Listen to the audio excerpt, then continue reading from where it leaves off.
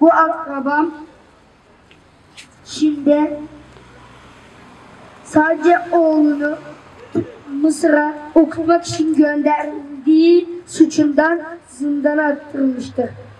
11 yıl hapis cezasına çarptırılmıştır. Bu akraba Çin'de Doğu Türkistan'da sadece Müslüman olduğu için ve Kur'an okuduğu için hapis cezasına çarptırılmıştır. Bu abim ise sadece Mısır'a gidip dil öğrenmek için, Kur'an öğrenmek için gittiği için hapse 22 yıl hapse çarptırılmıştır. Bu ablam ise Çin'de oğlunu Türkiye'ye gönderdiği için hapse çarptırılmıştır. 7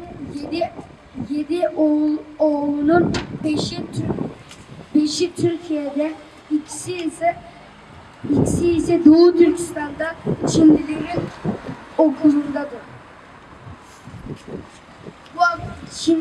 Bu akrabalarım nerede olduğunu Çin'den soruyorum. Teşekkür ederim.